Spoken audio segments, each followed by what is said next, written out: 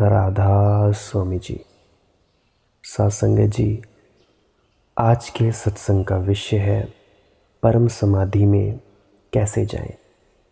जैसा कि कल की वीडियो में हमने बातचीत की थी प्रेम के बारे में कि प्रेमी 3 तरह के होते हैं। कल की वीडियो में हमने पहले तरह के लोगों के बारे में चर्चा की थी जो लोग वस्तुओं से प्रेम करते हैं। आज की वीडियो में हम दूसरे तरह के लोगों के बारे में चर्चा करेंगे जो दूसरे तरह का प्रेम है, जो व्यक्तियों को प्रेम करते हैं। तो सत्संग जी, पूरी वीडियो ज़रूर देखें, क्योंकि अगर अधूरी जानकारी लेंगे तो उससे कोई फ़ायदा नहीं है। सत्संग जी, चलिए शुरू करते हैं। जैसा कि पिछली वीडियो में मैंने कहा था कि 99% लोग वस्तुओं के प्रेम में हैं। वो तो थे पहली तरह के प्रेमी। अब दूसरा प्रेम है, वो है व्यक्तियों का प्रेम। व्यक्तियों का प्रेम वस्तुओं से ऊपर है। कम से कम तुम समान धर्म, समान व्यक्ति से प्रेम करते हो। कम से कम तुम किसी चैतन्य से प्रेम करते हो, माना वह भी तुम जैसा अहंकार से भरा है, फिर भी उसकी जागने की संभावना है जैसी तुम्हारी है। व्यक्तियों का प्रेम वस्तुओं के प्रेम से ऊपर है। जो व्यक्तियों को प्रेम करता है उसके जीवन में वस्तुओं के प्रति उपेक्षा होती है और परमात्मा के प्रति तटस्थता होती है। इन शब्दों को ठीक से समझ लेना ज़रूरी है, क्योंकि भाषा कोश में उपेक्षा और तटस्थता का एक ही अर्थ लिखा है, वह गलत है। जो व्यक्ति व्यक्तियों को प्रेम करता है वह वस्तुओं के प्रति उपेक्षा से भर जाता है।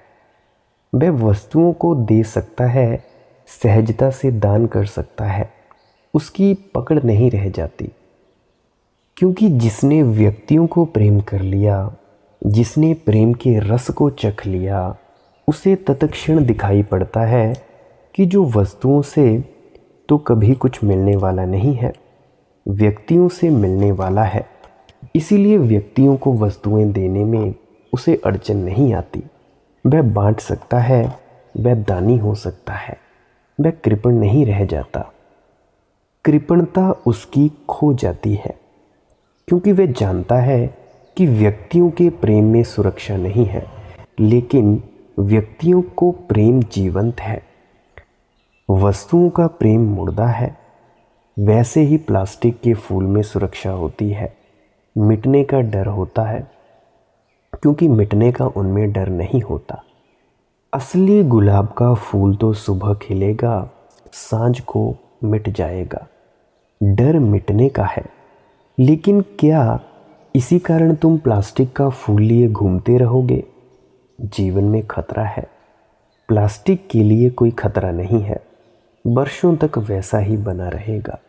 जब चाहे तब धूल झाड़ देना, वह फिर ताज़ा मालूम पड़ेगा। सेंट छिड़क देना, फिर से खुशबू आने लगेगी। असली फूल तो खिलते हैं और मिटते हैं। असली फूलों का मज़ा ही यह है कि क्षण भर को जीवन और मृत्यु के बीच ऊपर उठते हैं।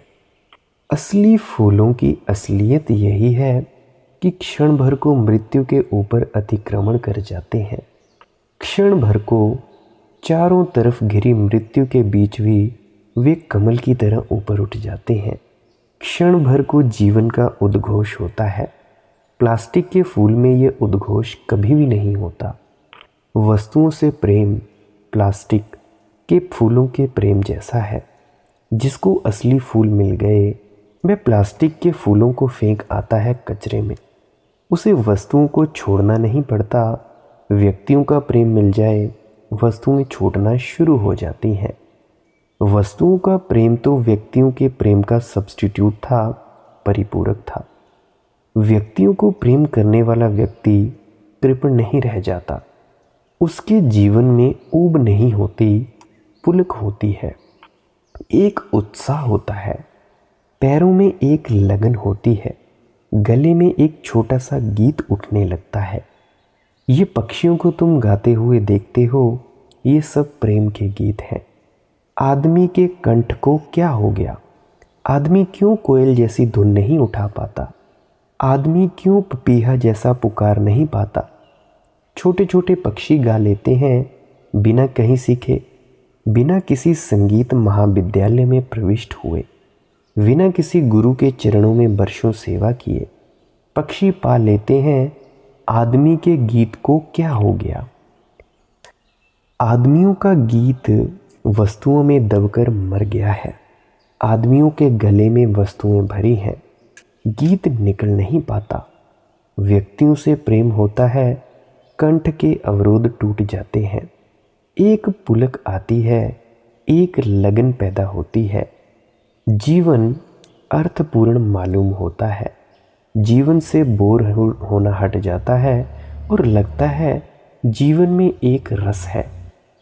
लेकिन व्यक्तियों का प्रेम भी कभी पूर्ण प्रेम नहीं हो पाता, हो नहीं सकता, क्योंकि दो अहंकार कैसे मिट सकते हैं? दोनों की चेष्टा होती है कि दूसरा मिट जाए। प्रेमी चाहता है कि प्रेयसी का अहंकार टूट जाए और वे मेरे प्रति समर्पित हो जाए। सभी प्रेमी वही कर रहे हैं जो कृष्ण ने अर्जुन से कहा था, मामेकम शरणम व्रज। सब छोड़कर तू मेरी शरण में आ जा। कृष्ण ने कहा था, मैं तो सार्थक है, क्योंकि वहाँ एक निरअहंकारी था, वहाँ एक शून्यवत महाशून्य था। तो कृष्ण ने कहा, सब छोड़कर मेरी शरण आ जा। इसमें अड़चन नहीं है, क्योंकि श्री कृष्ण महाशून्य है। अर्जुन डूब सकता है। लेकिन दो प्रेमी भी यही कर रहे हैं, मामेक शरणम व्रज। पति पत्नी से कह रहा है, आ मेरी शरण में आ जा। पत्नी कह रही है, तुम ही आ जाओ। लाखों चेष्टाएं चलती हैं, छुपी, प्रकट, अप्रकट, जाने में अनजाने में, कि दूसरा झुक जाए और मिट जाए। इसलिए प्रेम एक संघर्ष हो जाता है। व्यक्तियों से प्रेम एक संघर्ष हो जाता है। इसीलिए तुम कृपण आदमी के जीवन में थोड़ी शांति पाओगे, लेकिन प्रेमी आदमी के जीवन में तुम्हें शक्ति, शांति ना मिलेगी। पुलक तो मिलेगी, पर पुलक के पीछे अशांति छिपी होगी और एक संघर्ष दिखाई पड़ेगा सतत। कौन मिटे? कोई मिटना नहीं चाहता, कोई मिटने की तैयारी में नहीं है। और समर्पण के बिना प्रेम पूरा ना होगा। बिना मिटे वह परम अनुभूति ना होगी। और मिटे कोई कैसे? पति पत्नी के लिए मिटे, पत्नी के लिए मिटे। बहुत चेष्टाएं समाज ने कर ली। लाख समझाया है स्त्रियों को कि परमात्मा है। पतियों ने ही समझाया है, पुरुषों ने ही समझाया है कि तुम दासी हो। वे लिखती भी हैं पत्रों में कि तुम्हारी दासी, लेकिन पत्र ये भाव नहीं होता। नीचे दस्तखत में होता है सिर्फ। पति को वे कहती भी हैं कि तुम स्वामी हो, लेकिन उनके व्यवहार से कहीं दिखाई नहीं पड़ता। औपचारिकता दिखाई पड़ती है। पुरुष की चेष्टा रही है कि स्त्री झुक जाए, स्त्री की चेष्टा रही है कि पुरुष झुक जाए। पुरुष ने आक्रमण के उपाय किए हैं, स्त्री ने ज़्यादा सूक्ष्म उपाय किए हैं। वे आक्रमण के नहीं हैं, वे ज़्यादा हन्न हैं। पुरुष सीधा ही सिर पकड़कर झुकाना चाहता है, स्त्री पैर पकड़कर चाहती है, लेकिन झुकाना वह भी चाहती है। और दोनों में से तब तक आश्वस्त कोई भी नहीं होता जब तक उसे पक्का भरोसा न आ जाए कि दूसरे को झुका लिया गया है। खतरा यह है कि अगर दूसरा सच में ही झुक जाए तो दूसरा वस्तु जैसा हो जाता है, उसमें से व्यक्ति खो जाता है। इसलिए अगर पत्नी तुमसे बिल्कुल समर्पण कर दे तो उसमें तुम्हारा रस चला जाएगा। इसीलिए तो पत्नियों में रस चला जाता है। अगर पत्नी बिल्कुल ही झुक जाए, सच में ही झुक जाए जैसा तुम चाहते थे, तो वह वस्तु बन जाती है। इसीलिए हिंदुओं ने कहा कि पत्नी संपत्ति है। झुका लिया होगा उन्होंने। जिन्होंने ये लिखा है उनका अनुभव होगा कि पत्नी अगर झुक जाए तो संपत्ति हो जाए। तब यह गाय बैल की तरह है, बांधो जो करना है करो, आज्ञा दो वह मानती है, और जब मर जाए तब तुम दूसरी पत्नी ले आओ। परिपूरक हो सकता है, उसका स्थान भरा जा सकता है। वह कार हो गई, मकान हो गई, लेकिन स्त्री ना रही, उसका व्यक्तित्व ही चला गया। अब ये बड़ी दुविधा है। अगर ना झुके तो कला है, लेकिन जब तक नहीं झुकती तब तक आकर्षण है, क्योंकि वे व्यक्ति है, आत्मा है, आत्मवान है, अपना बल है, उसका अपना निजी व्यक्तित्व है। जैसे ही झुकती है वैसे ही शांति हो जाती है, लेकिन मन में दूसरी स्त्रियों का आकर्षण उठने लगता है, और जो स्त्री जितनी ही कठिनाई पैदा करती है झुकने में, उतना ही चुनौती मालूम पड़ती है। ऐसा ही पुरुष के संबंध में सच है। अगर पुरुष बिल्कुल झुक जाए, स्त्री को वह पुरुष ही नहीं मालूम पड़ता, उसकी कोई स्थिति ना रही। अगर ना झुके तो झुकाने का संघर्ष चलता रहता है, क्योंकि जब तक झुक ना जाए तब तक उसे भरोसा नहीं आता कि मैं जीत गई। तो एक विजय का संघर्ष है व्यक्तियों के साथ। झुकने से पूरा नहीं होता, क्योंकि झुकने में व्यक्ति वस्तु हो जाता है, बात ही खत्म हो गई। और झुकना ना हो तो संघर्ष चलता है, समर्पण नहीं हो पाता। लेकिन जो व्यक्ति व्यक्तियों को प्रेम करता है, उसकी वस्तुओं के प्रति उपेक्षा हो जाती है। ये बहुत बड़ी घटना है। वह परिग्रही नहीं होता और परमात्मा के प्रति उसकी तटस्थता हो जाती है। तटस्थ का अर्थ है वह परमात्मा के प्रति खुला होता है। निर्णय नहीं लिया उसने अभी कि परमात्मा है या नहीं, लेकिन खुला है, जिसको वेस्टर्नाइजेशन में एग्नोसिस्ट कहते हैं, अज्ञेयवादी, अनिर्णीत। उसका निर्णय मुक्त है, वह खड़ा है, वह कहता है कि हो भी सकता है और ना भी हो सकता है। खोज से पता चलेगा, जाऊंगा, पहचानूंगा जब समय होगा। ये ज़रा बारीक बिंदु है, इसे ठीक से समझना। इन लाइनों को, व्यक्तियों के साथ प्रेम में दो स्थितियां बन रही हैं।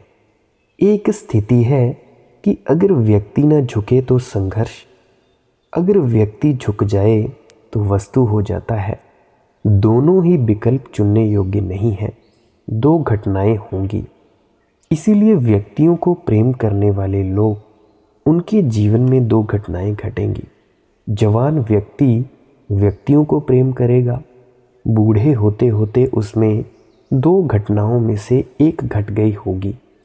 या तो उसने व्यक्तियों से हारकर वस्तुओं से प्रेम करना शुरू कर दिया होगा, और या व्यक्तियों में से जो थोड़ा सा रस पाया, उसकी समझ के आधार पर उसने परमात्मा की खोज शुरू कर दी होगी। या तो वह व्यक्तियों के ऊपर बैठकर महाव्यक्ति को, समष्ट पूरी समष्टि को प्रेम करने लगेगा, और या नीचे गिरकर वस्तुओं को प्रेम करने लगेगा। फिर से समझें, या तो वह व्यक्तियों के ऊपर बैठकर महाव्यक्ति को, पूरी समग्र सृष्टि को प्रेम करने लगेगा, या नीचे गिरकर वस्तुओं को प्रेम करने लगेगा। ये दो तरह की घटनाएं इसीलिए घटती हैं क्योंकि व्यक्तियों के प्रेम दो विकल्प सदा मौजूद हैं, अद्वैत, द्वैत। व्यक्तियों के प्रेम में रस भी मिलता है और व्यक्तियों के प्रेम में संघर्ष भी मिलता है, दुख भी मिलता है और सुख भी मिलता है। व्यक्तियों का प्रेम दोहरा है, प्रेम सुख भी देते हैं, दुख भी देते हैं। तुम सभी जानते हो, अगर कभी किसी को प्रेम किया है तो उससे दोनों चीज़ें मिलती हैं। अब ये तुम पर निर्भर है कि तुमने व्यक्ति के द्वारा पाए गए अगर दुख पर बहुत ध्यान दिया तो तुम धीरे धीरे वस्तुओं के प्रेम में गिर जाओगे, और अगर व्यक्तियों के द्वारा मिले सुख पर ध्यान दिया तो तुम धीरे धीरे महाव्यक्ति की तलाश में निकल जाओगे, जिसको परमात्मा कहते हैं।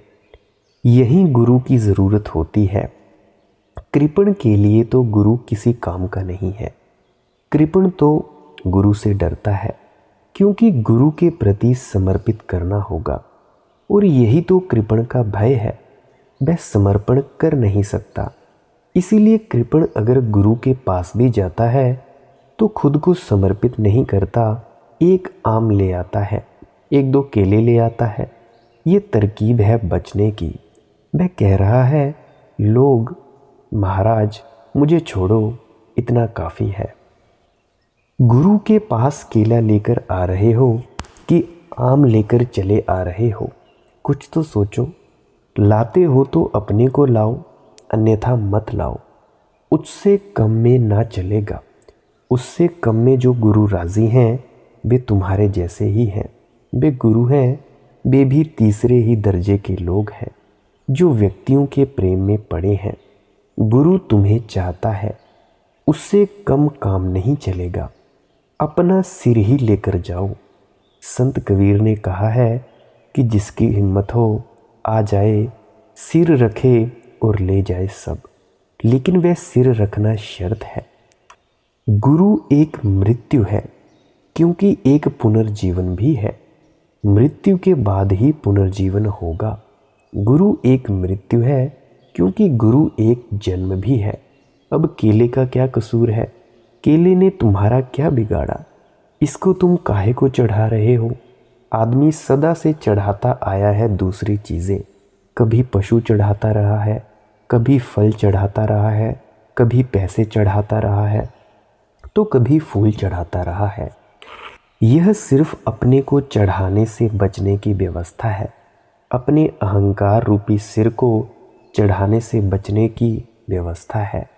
फिर आदमी ने कई तरकीबें निकाल ली। नारियल चढ़ाता है क्योंकि वह आदमी के सिर जैसा लगता है। वह सब्स्टिट्यूट है, परिपूरक है। उसमें आंखें भी हैं, दाढ़ी भी है, मूंछ भी है, सब है। इसीलिए तो हिंदी में उसको खोपड़ा कहते हैं, खोपड़ी। उसको आदमी चढ़ाता है जाकर मंदिर में। अपनी खोपड़ी ले जाओ। आदमी सिंदूर लगाता है, वह खून का प्रतीक है। अपना खून दो, सिंदूर लगाने से क्या होगा? आदमी प्रतीक खोजता है और अपने को बचाता है। जो इन प्रतीकों का सम्मान कर रहा है वह भी तुम्हारे ही जात का हिस्सा है। वह तीसरे दर्जे का प्रेमी है। गुरु और चेला एक ही नाव में सवार हैं और तुम दोनों डूबोगे। आप डूबते, पांडे ले डूबे जजमान। वे डूब ही रहे थे गुरुजी, तुम और चढ़ गए नाव पर। दूसरे कोटि का व्यक्ति जो प्रेम करता है व्यक्तियों से, उसके जीवन में गुरु की संभावना शुरू होती है। काश उसे गुरु मिल जाए, अन्यथा डर है कि वह तीसरे प्रेम में नीचे गिर जाएगा। अभी मौका था कि वह पहले प्रेम की तरफ ऊपर उठ जाए। गुरु उसे सिखाएगा कि यह जो कलह थी, यह कलह प्रेम के कारण न थी, यह कलह अहंकार के कारण थी। प्रेम में जो तुम्हें दुख मिला है प्रेयसी से, प्रेमी से जो तुम्हें पीड़ा मिली है, वह पीड़ा प्रेम के कारण नहीं मिली, वह तुम्हें तुम्हारे अहंकार के कारण मिली। प्रेम से तो सुख ही मिला। इतने अहंकार के होते हुए भी थोड़ा सा सुख मिला, यह चमत्कार है। लेकिन प्रेम के कारण कभी दुनिया में कोई दुख किसी को नहीं मिला। अगर तुमने समझा प्रेम के कारण दुख मिला, तो फिर तुम वस्तुओं के प्रेम में लग जाओगे, रुपया पैसा इकट्ठा करने में लग जाओगे, क्योंकि वहाँ फिर कोई दुख नहीं है। लेकिन अगर तुम्हें ये समझ में आ गया कि दुख मिला अहंकार के कारण, और अहंकार कैसे समर्पित करोगे दूसरे अहंकार को, दूसरा अहंकार बांधा देता है समर्पण में, क्योंकि दूसरा अहंकार मांग करता है समर्पित करो। सिर्फ परमात्मा मांग नहीं करता समर्पण की। जहाँ मांग नहीं है वहाँ समर्पण आसान है। प्रेम से थोड़ा सा सुख मिला, अगर तुम पूरा समर्पण कर सको तो अनंत सुख की वर्षा हो जाए। सुख के मेघ कभी गिर आए, घिरे ही हैं। तुम्हारा हृदय थोड़ा खाली हो अहंकार से कि वर्षा हो जाए। परमात्मा की तरफ वही व्यक्ति जाता है जिसने प्रेम में सुख को पहचाना। और यह भी पहचान की बाधा थी मेरे कारण। क्या पहचाना उसने? कि परमात्मा की तरफ देखो, कौन व्यक्ति जाता है जिसने प्रेम में सुख को पहचाना। और दूसरी चीज क्या पहचानी? कि जो बाधा थी वो मेरे ही कारण थी। किसके कारण? अहंकार के कारण। अब मैं वह तलाश करूंगा उस बिंदु की जहां मैं अपने अहंकार को छोड़ दूं। व्यक्तियों के साथ कैसे छोड़ा जा सकता है? वे तुम्हारे जैसे ही हैं। वे उसी तल पर खड़े हैं जहां तुम खड़े हो। कोई चाहिए विराट, कोई चाहिए इतना विराट कि उसके पैरों तक तुम्हारा सिर पहुंचे। उतना भी पहुंच जाए तो बड़ी यात्रा। कोई चाहिए शून्य की भांति जो मांग ना करे, ताकि तुम्हें चुपचाप समर्पण करने की सुविधा मिल जाए। जो कहे ना कि झुको, क्योंकि जब भी कोई कहता है झुको, तभी तुम्हारा अहंकार बाधा डालने लगता है। वह कहता है मत झुको। जब कोई कहता है झुको, तो अहंकार में अकड़ आ जाती है। वह कहता है क्यों झुके, क्यों झुके, ये झुकाने वाला कौन है, मैं क्यों किसी के सामने झुकूं। अहंकार की मजबूती बढ़ती है, प्रतिशोध बढ़ता है। परमात्मा तुमसे नहीं कहता कि झुको। वह महाशून्य है, वह आकाश है। तुम झुक जाओ, तुम्हारी मर्जी। और अहंकार को झुकाने में सुविधा होती है वहां जहां कोई झुकाने वाला नहीं होता। तीसरी तरह का प्रेम है जो है परमात्मा का प्रेम, परमात्मा की तरफ प्रेम। क्योंकि तुम झुक जाते हो, कोई झुकाने वाला पहले से है नहीं। परमात्मा है थोड़े ही, होता तो आदमी कभी भी ना झुक पाता। परमात्मा नहीं होने का नाम है। परमात्मा नहीं होने का नाम है, मतलब खुद के ना होने का नाम है। फिर से सुन लेना इस लाइन को। परमात्मा कुछ नहीं होने का नाम है। शून्य, जिसको दूसरी भाषा में शिव भी कहा गया है, वो शिव नहीं जो भोले शंकर है। शिव का अर्थ भी यही है कि जो नहीं है। परमात्मा की कोई मौजूदगी थोड़े ही है। अगर मौजूदगी होती तो अड़चन पड़ती। परमात्मा एक गैर मौजूदगी है। परमात्मा उपस्थिति नहीं है। परमात्मा परम अनुपस्थिति है, एब्सोल्यूट एब्सेंस। इसीलिए तो तुम उसे खोज नहीं पाते। लाख भागो दौड़ो, हिमालय जाओ, सत्संग सेंटरों में जाओ, कैलाश चढ़ो, मानसरोवरों में खोजो, कहीं नहीं मिलता। परमात्मा एक महान गैर मौजूदगी है, अनुपस्थिति है। वह ऐसे है जैसे ना हो। उसका होना ना होने जैसा है। इसका होना शून्यवत है। वह आकाश जैसा है। संत कबीर के जो शब्द हैं उससे हम थोड़ा बहुत समझेंगे। संत कबीर आकाश शब्द का प्रयोग बार बार करते रहे हैं। वह परमात्मा का स्वभाव है। शून्य उसका स्वभाव है। वह तुम्हें झुकाता नहीं। तुम झुक रहे होगे तो वहां कोई मुस्कुराता नहीं है, क्योंकि उतनी मुस्कुराहट भी तुम्हें रोक देगी। तुम झुक रहे होगे तो कोई तुम्हारी पीठ थपथपाता नहीं, क्योंकि उतने में ही अकड़ लौट आएगी कि अरे यहाँ भी कोई मौजूद है। तुम्हारी अकड़ वापिस आ जाएगी। संघर्ष शुरू हो गया। परमात्मा से लड़ने का उपाय नहीं है, क्योंकि वह इतना छिपा हुआ है कि तुम कैसे लड़ोगे। परमात्मा को पाने का भी कोई उपाय नहीं है, सिर्फ अपने को खोने का उपाय है। जो खो देते हैं वे पा लेते हैं, जो पाने निकलते हैं वे कभी नहीं खोज पाते। मेरे पास बहुत से लोग आते हैं, वे कहते हैं हमें ईश्वर को खोजना है। कोई कॉल पर पूछता है, कोई वैसे ही आकर पूछ लेता है कि हमें परमात्मा को पाना है, खोजना है। मैं उनसे कहता हूँ कि तुम खोजो, बाकी तुम्हें मिलेंगे नहीं। वे कहते हैं क्यों, क्या गलती हो गई? सवाल गलती का है ही नहीं। खोजने वाले को कभी मिलता नहीं।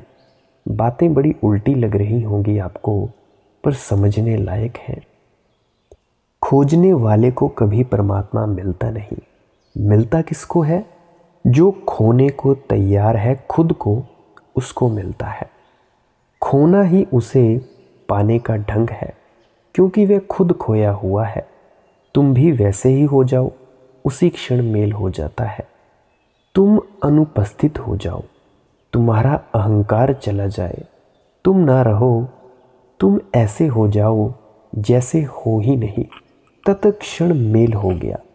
भीतर का आकाश बाहर के आकाश से मिल गया, और तब प्रेम का परम प्रकाश प्रकट होता है। तब प्रेम का गौरी शंकर उठता है। प्रेम मोक्ष है, क्योंकि प्रेम तुमसे ही मुक्ति है।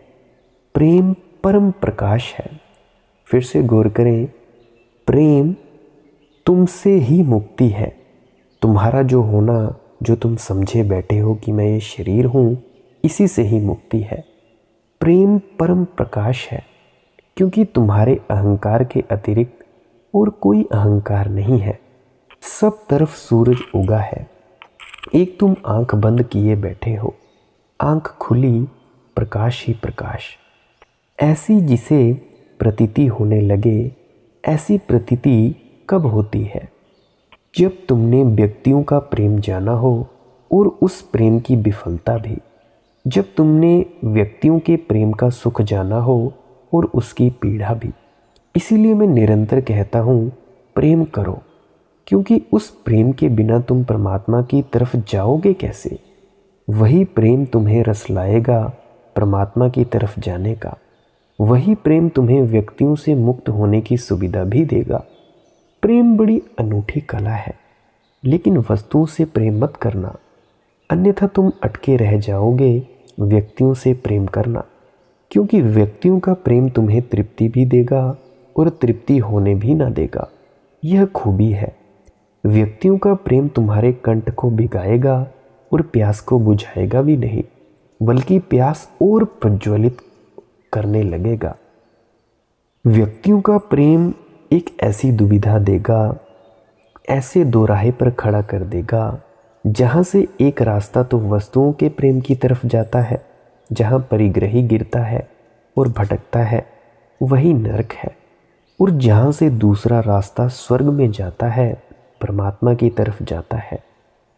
मैं निरंतर कहता हूँ कि एक बात ध्यान रखना, प्रार्थना शुरू नहीं होगी जब तक तुम्हारा प्रेम पक ना जाए।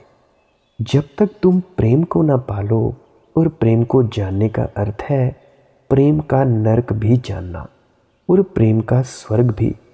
प्रेम का नरक तुम्हें व्यक्तियों के प्रेम के ऊपर उठाएगा और प्रेम का स्वर्ग तुमको परमात्मा के प्रेम में लाएगा।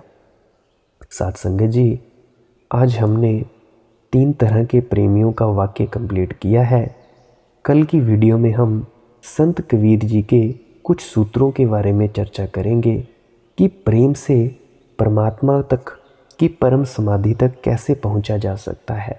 तो प्यारी साथ संगत जी, अगर मेरे से भाषा शैली में कोई गलती हो गई हो, उसके लिए माफ़ी। और अगर आपको ये वीडियो पसंद आई हो, अगर आप और भी इस तरह के सत्संग सुनना चाहते हो, तो इस चैनल को सब्सक्राइब ज़रूर कर लेना और अपने मित्रों तक भी वीडियो को साझा कर देना। अंत में आपने इतना वक्त दिया, इसके लिए बहुत ही अनुग्रहित हूँ। आपके भीतर बैठे परमात्मा को प्रणाम करता हूँ। मेरा प्रणाम स्वीकार करें। राधा स्वामी जी।